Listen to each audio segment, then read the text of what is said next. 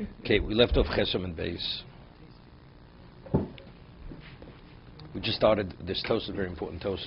The Gemara had said that if a person that purchasing a field in Syria, or in Aleppo, Aram Tzova, Aram Narayim, as if you purchased a field in the best neighborhood in Yerushalayim.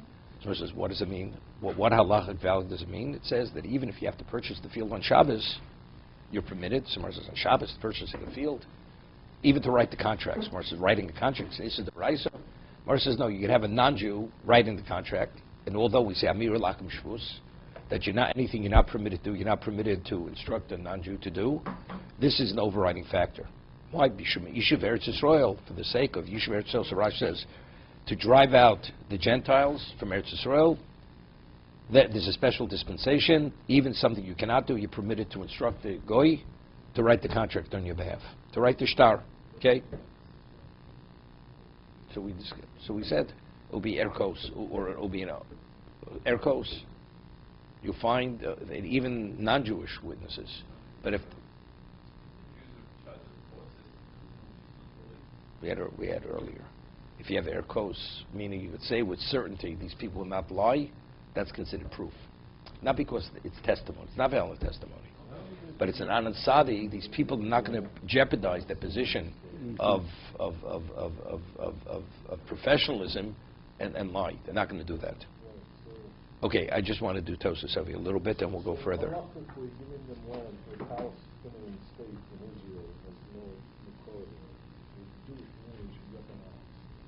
Okay, we'll discuss it at breakfast.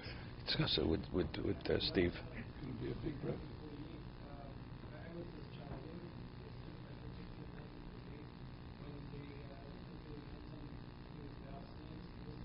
With what?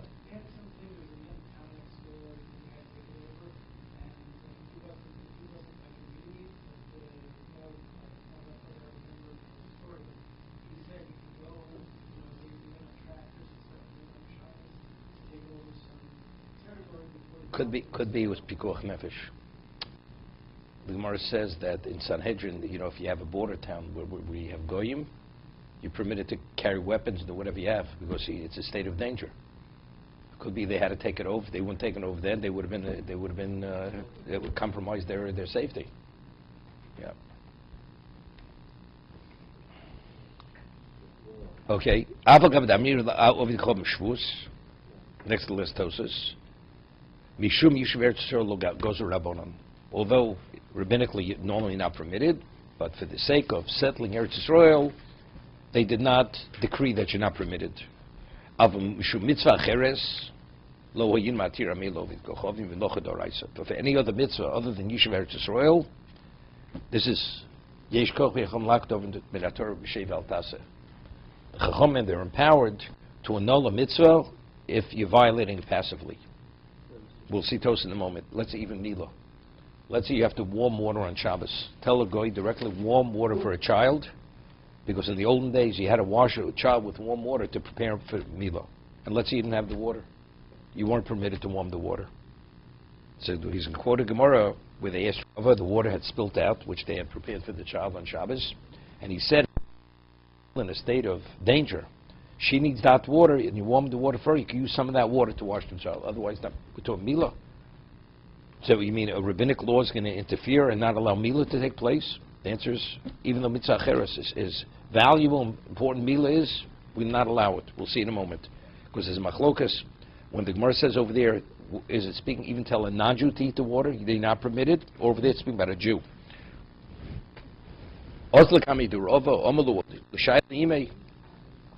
This child, a child, the hot water had spilt out. They came for Rava. So he says, go ask the mother. If she's in need of the hot water, we'll heat the water on her behalf, and we'll use some of that water. So the question, who you was telling to heat the water on behalf of the mother? A goy or a Jew? Seems to be it was on the day of the Milah. Otherwise, why do you have to wash the child with hot water? It was preparation. And it's speaking what they needed the water to wash the child before the Milah. Because it will be after the child's circumcised, and you need the water, Mesukanu, so the child's in a state of danger, below Imei, Mechalin of Shabbos. We don't have to come on to the mother, because the mother's in the state of Pekuach Nefesh. We're warming the mother on behalf of the mother, and then we're going to use it for the child. Now, maybe it's speaking, the Gemara speaking over there, that who are you telling to warm the water? There were only Jews there. So we're seeing a Jew, and that has nothing with Shavuos. Wait. Not simple. We'll see in a moment. Now, when are you permitted to violate Shabbos on behalf of a woman who had given birth? It's only through the seventh day. Through the seventh day. If we're holding to the day of the Milah, you're not permitted to violate on behalf of the mother. So if we're talking about it's a goy, so the mother's in need, so because of the mother's situation, you're allowed to violate through a goy. That's a mir lakum shvus. But for the child, you're not. So we see over there that even though that's what he points out, as Rashi explains, so it says we're doing it through a non-Jew, directly to facilitate the Milah, we will not permit the water to be warmed for the child. It's only because the mother is in a semi-Pekuach Nefesh state, therefore there's a dispensation for the mother. So we see clearly that what? That when we speak Yishuv Eretz Yisrael, doesn't mean something that's within this classification of that degree of importance. Because there's nothing more important than Milah. Milah, the Gemara always says, is Nichshel Yud Gimel Brisos. You know, it says, the Gemara says in Brachos, in Nodelcha, we say, Abrischa Shamt V'Sarenu V'Atoras L'Shemaratonu. So the Gemara asks, why do we mention bris before Torah? It should say, Torah L'Shemaratonu, Abrischa Shamt V'Sarenu, Torah is the ultimate. The Gemara says, because since bris is Nichshel Yud Gimel Brisos, the word bris is mentioned 13 times in the Torah, so that gives it its a special acclaim and value. That's why it's mentioned in the Nodel before we mentioned Torah. Even though we say Talmud Torah Keneged Kulam, but bris is so basic to the Jew that you see the Torah reiterates it, mentions it 13 times. Okay?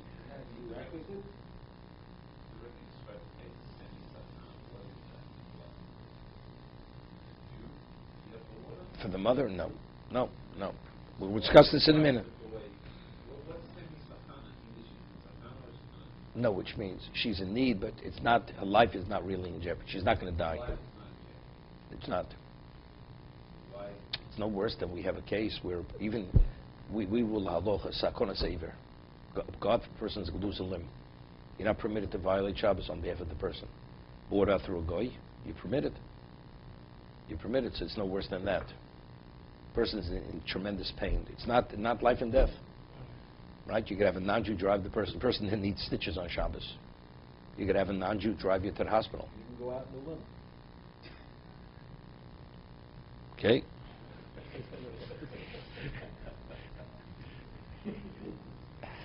Okay, Baruch Hashem.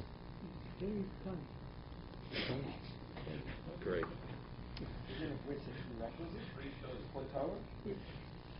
Okay.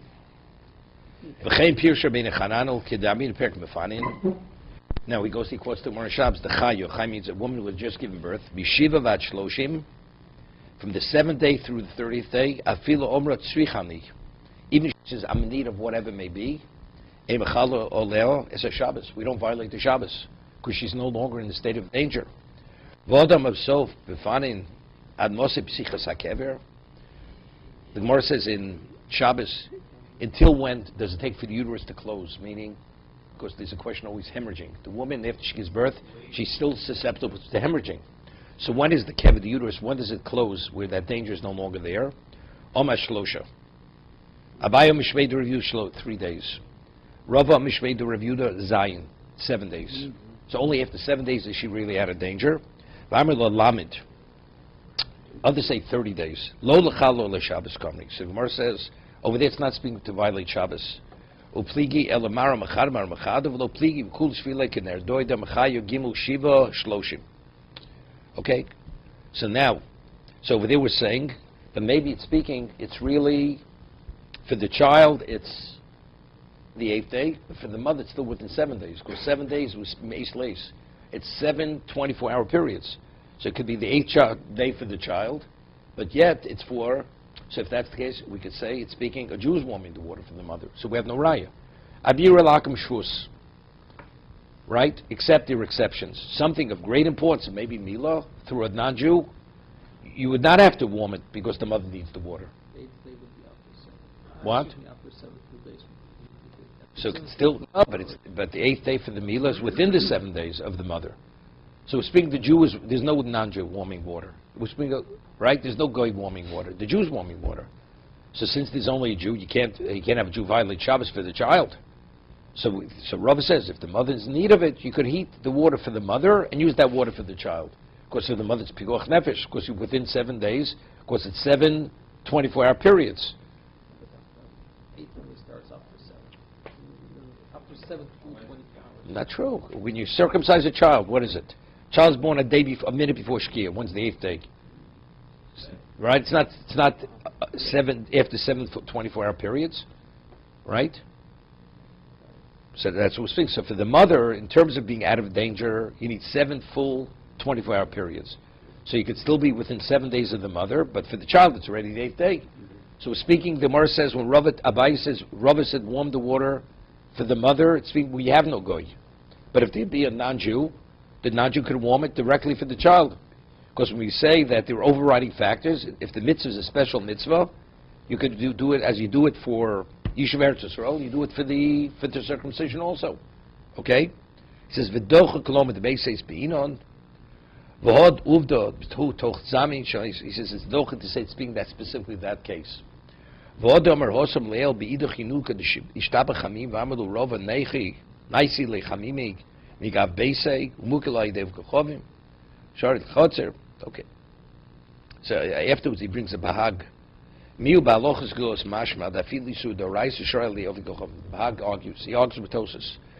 The ba'alochas gedolos. He argues and he says that even if it's Issa Doraisa, you're permitted to violate Shabbos for the sake of Mila, through a goy. We don't rule like Rebbe. We have a term within the context of halacha. The way we rule, of course, over there, Rebbe Les. But that's always before the mitzvah. Not we're dealing with after. No. This is before the mitzvah. This is to facilitate the mitzvah. Or to facilitate. But through a goy. But we're talking about afterwards. No, afterwards How not a many question. days for the women? No, because we're saying, Rava said, warm the water on behalf of the mother and use that water for the child, which is before the Mila. So we're speaking, is the mother in a state of danger? So if the mother's not in state, that means who's warming the water? So who's warming the water for the mother? A Jew or a non-Jew? If we say it's within 7 24-hour periods, we're speaking, a Jew is doing it. So therefore that's why, so we have no proof that you can't ask a non-Jew to warm the water for the child.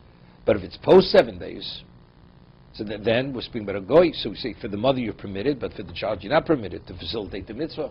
Right? That's the back and forth here. And what about the opinion that says 30 days? No. That's what we say. With that? The argument over there is not a question of pikuach nefesh. That's Tosha shows. It's only a question: when does the uterus close down, but has nothing with the woman being in a state of danger. Has nothing. That's what he pointed out. But the Baal Lochus Glo says, "Afilus daraisa shari le'ovid gochovim tzorch milo shepirsh delesei mitoch beisei derchushus harabim pizer hodi ko'omar nochem lo'agavime nukma b'toch zayin v'omer tzvicha nish b'chal b'Shabbos." Okay, so now we have a problem. But so we're speaking about. Rava said it's within 7 days, 7 24-hour periods. Rava says if the mother needs the water, you warm the water on behalf of the mother and use that water for the child. But we have a problem. If we had what the concept of Marvad Bashir. That's Kmitos's question. Let's say you're cooking meat for a Cholishish B'Sakona, and you put a pot on the fire more meat than you actually need.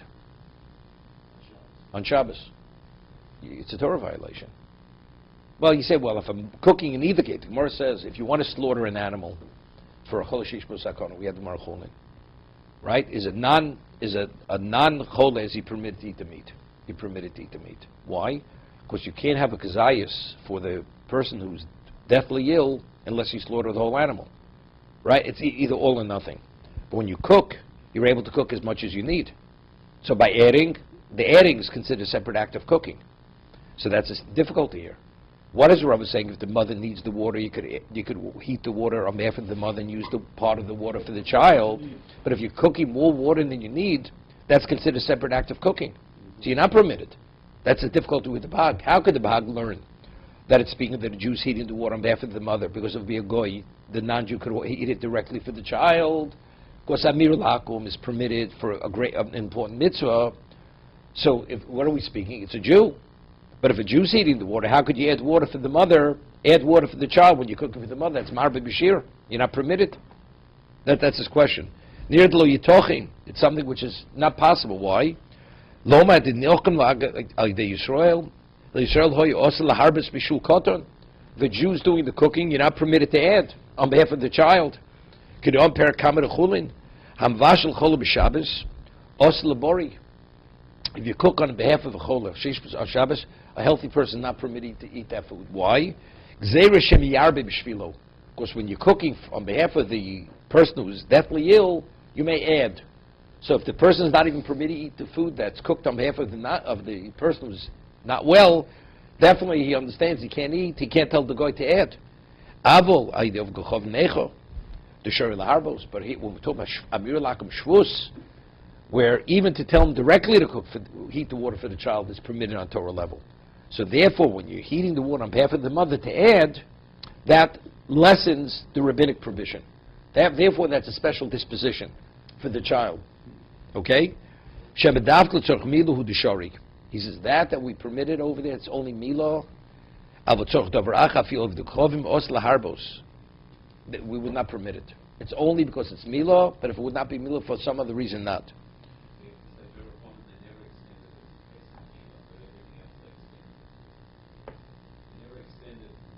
Marbe Bashir. But it's Amira Lakum Shvus. It is Amira. But it's a lessened Amira. To tell the Naju to do the Mlocha specifically for a person you're not permitted, that's only permitted for Yishuv Eretz Yisrael. Even for Milu we don't permit it. But when you're cooking, the Amira is for the mother. And you say add, which is not specifically an act of cooking, although it's not permitted, it's a lesser rabbinic law. So for Milah, that becomes the overriding factor. You said that Milah, you could always instruct a boy. That's the Bahag. Tosas argues. Oh, we said that on Friday. No, that's the Bahag. That's the Bahag's position. That he says yes. Yes, because Tosas Tosas argue because he says it's difficult because the Gemara over there, it seems to be, he has difficulties. If it's a Jew, that means the Gemara says Rava only permitted the water to be heated for the child only if through the mother, heating water on behalf of the mother. But if you tell me Amir Lakum Shvus, it doesn't apply to Milah, so why did Rav instruct the person to heat the water for the mother? And from that water, you're using that water for the child. So evidently, you see, it's not, unless you say maybe he was a Jew. But if it's a Jew, how are you permitted to add water on behalf of the child? That's Marbe Bashir. So therefore, Tosas were forced to say, what are we speaking about? It's a goy.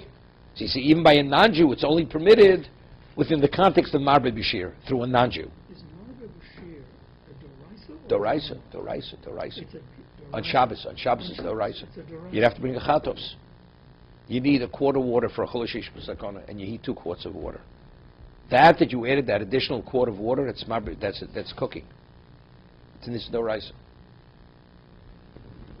This water is a little easier because we don't, unlike food, this water we never know you the sheet of water, sheets of waters.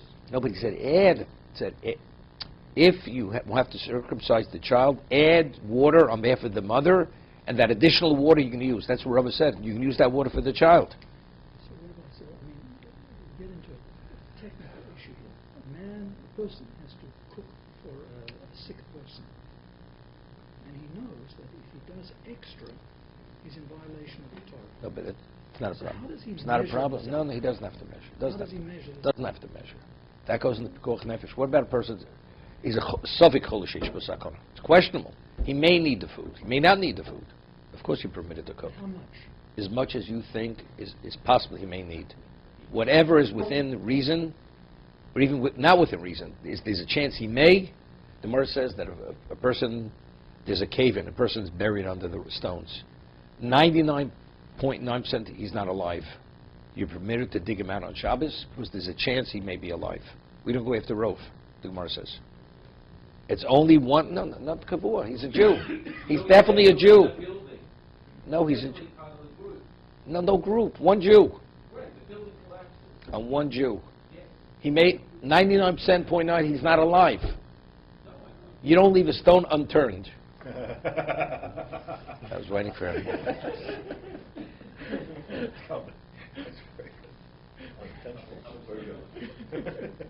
Okay. One thing for sure, you're alive. Okay. You're a live wire. Okay.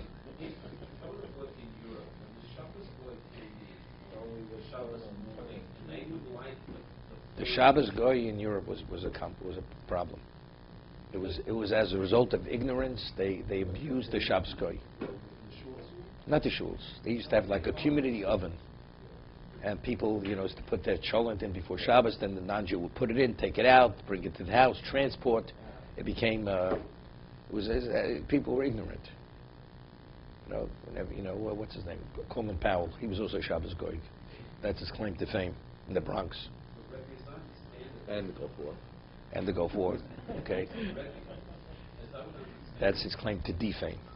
Okay. They would come in on Shabbos morning and light the fire, but they would have put water vessels on top of the furnace so that it would be cooked. Okay, we'll talk about history at breakfast. Okay. So a person could say, I'm going to cook a generous portion for the sick person in case they want more.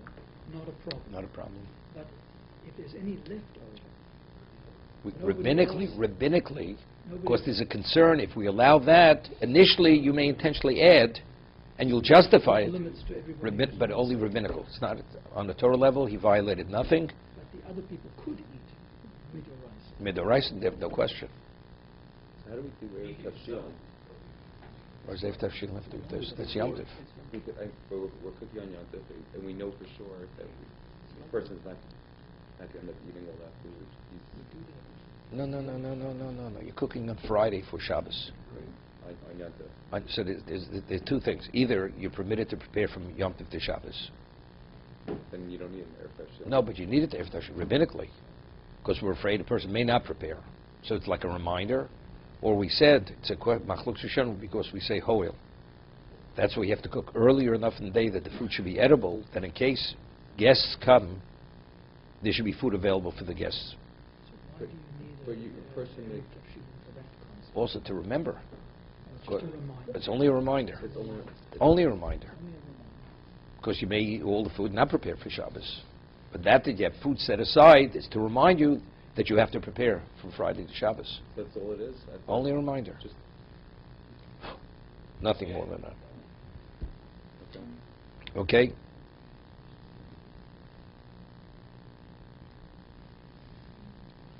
So Tosas differentiates between Shabbos. Tosas concludes. The Gemara says in Beyo, Yom Tif Marbe B'Shir is permitted. It's permitted. He says, although in the Gemara says in Beyo you're permitted, it says if you need so much water, you're permitted to add other water. If it's done with one act of putting, meaning if you have water cooking on the stove on Yom Tif, which is permitted, and you only need so much, and now you want to add a quart, which you don't need. Adding the quart is an extra, that's a separate act of cooking. But if initially you put more water than you need, when it's one act of cooking, that you're permitted. So again, Tosfos understands the case of people called Rava. Rava. The woman was It was a non-Jew. It was a non-Jew. was a non-Jew because the woman could not have been within the 7 days. They didn't understand. Right, correct. They didn't understand the case as being a case. And he says, and if you can learn it's within 7 days, it's a problem, because how you marbe b'shir on behalf of the child? So even if it is, but how is it permitted? It shouldn't be permitted. Right, exactly. Okay. Back to the Gemara.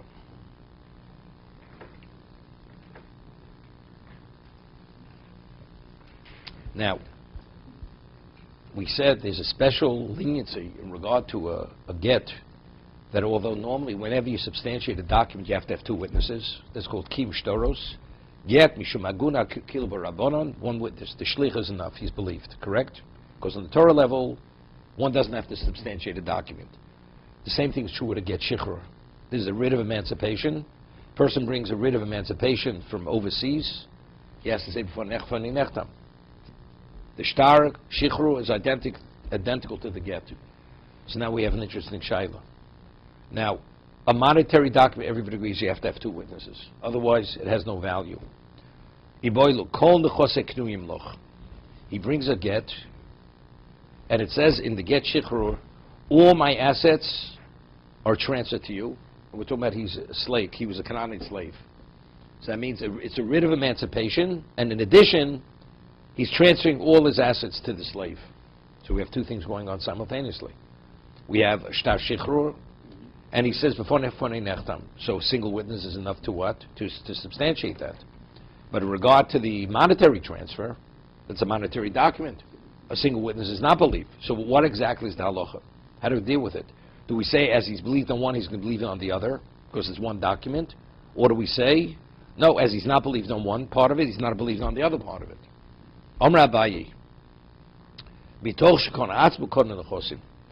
as he acquires himself, because he's believed, although he's a single witness, he's believed to say, he substantiates the document. Once I know the document is a valid document, and within the document, it also contains the information that he transferred the assets, so the assets is considered his assets. Regarding himself, he acquires himself, meaning it's considered he's emancipated. Of course, the get shichrur is no different than the get isha. It's no different than the get which terminates the marriage. But how does he acquire the assets? It should be no different than what? The substantiating or monetary documents. For that you have to have two witnesses. So we should say, he should not be believed. No, it's meeting different level of criteria, right? So Rava says he should not be believed regarding the monetary. Sabai says, if that's the case, so if he's not going to be believed regarding the assets, it's one document. So it's either all or nothing. Originally, I wanted to say it's all, it's parts, it's all. But if you tell me it can't be the assets, why he shouldn't be emancipated? I mean, how do you divide the document? Amalei Abaye says, no problem.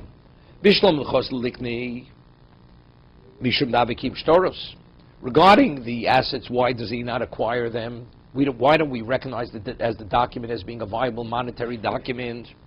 Because it's shtar, although on Torah level it's viable, it has to be certified and substantiated by two witnesses.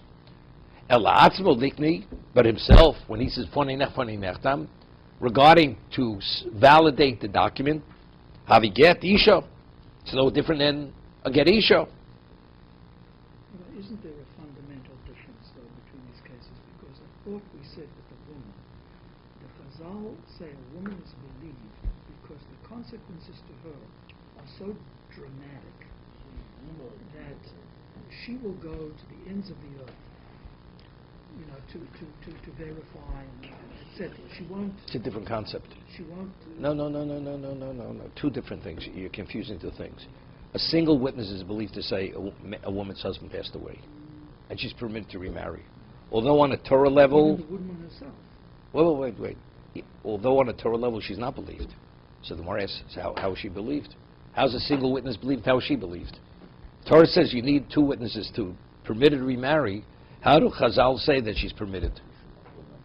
So the Gemara says, because this question is going to remain a widow, a chain-bound woman for the rest of her life, but still, how's it permitted? So Gemara says, because she will not remarry unless she verifies without a question that the husband passed away. Okay? That's the reason. There it's speaking about mesbala. Either she says my husband died, or whatever, or someone else. That's death. Now we have get. On a Torah level, even if you don't validate the get, on Torah level the get is a viable document. Rabbinically, they said, but every document, unless it's substantiated, rabbinically we don't accept document as a valid document. So now we're dealing only rabbinical. Now we say rabbinically, mishumaguna, we accept the testimony of a single witness. So we're dealing something at a much lesser level now, much easier to deal with. The document, so to speak, speaks for itself.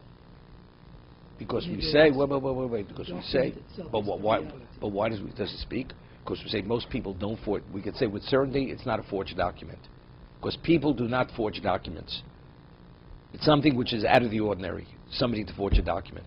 Nevertheless, but a person could come with a claim and could create problems. Therefore, to remove all these issues, we want it substantiated.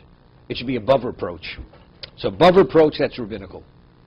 Rabbinically, we accept one, but where do we accept that? That's only when it comes to permit a woman to remarry. But it's to collect money or to prove that you're the rightful owner, that you have to have it substantiated with two witnesses. Rabbinically, two witnesses. So that's what we're dealing with. We have one document which contains two pieces of information. All my assets are transferred to you, and it's a writ of emancipation. So regarding the assets, we normally require two witnesses. For the emancipation, one witness is sufficient. So we have a difficulty. Is it a valid document? It's not a valid document. So how do you split it? Let's come to the first side of the question, where the former slave is presenting the get, his get. Correct. Okay, so why should we believe, why should the Chazal, because in the one case, it was an aguna problem. They didn't want the woman Because to be bound. we link, But what we about link, the- because what we about link, the Eved? because we link. Get Isha and get, it's all there's all the laws that pertain to one pertain. We don't want to make any differentiation. Of course, the laws that pertain to the get, lishma, everything are identical. But there was an overriding... And aguna, but we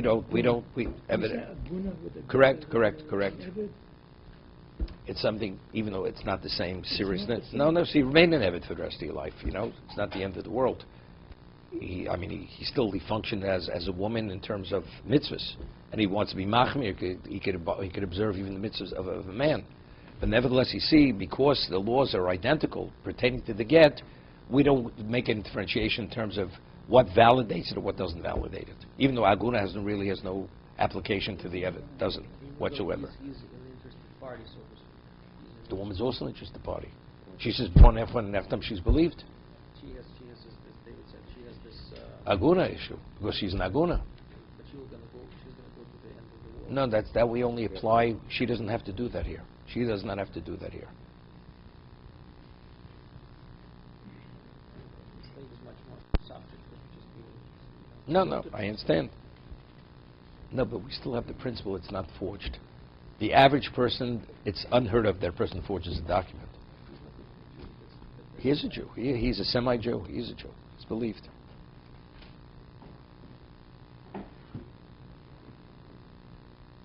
Okay? So let's see.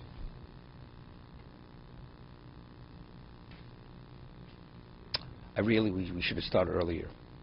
See, there are two cases. See, if in the document it delineates, it speaks about him, it speaks about the assets. So that it says, you and my assets should be acquired by yourself. So it says in the Braisa, according to the Braisa, he's emancipated, the assets are not his. But that's an easy one, because you have one document which really is divided into two. The document discusses him, it's a writ of emancipation, it's also transferring assets. So we could say he's believed on A, he's not believed on B. But there's one certification in the document. There's no certification. No certification. The document gets signed. No, that's not a certification. The Fonei Nechtam is the certification here. No, but His Midoraisa- testimony. Midoraisa. Midoraisa, you don't need no certification. You need no certification. What do we- You don't need witnesses- witnesses don't certify it. They create the document. They create the document. when What gives a document its viability? Signatures. Signatures. Okay, good. That's it. There's signatures here. So you don't have to say a word. So on a Torah level, he's emancipated. He's the rightful owner of all the assets. As you said, Now we're talking rabbinically. So it says in the document, you're emancipated, and the assets are transferred to you. there's one set of signatures. Doesn't make a difference. Doesn't make Cover both. Doesn't make a difference. But those witnesses are testifying to two things, A and B. So maybe the second half was forged. Second half of the document. Maybe only A was written properly, is truthful. Maybe the second half not. Maybe added to the document. Right? Witnesses maybe only testified on A, not on B. On B part. Okay, we'll stop.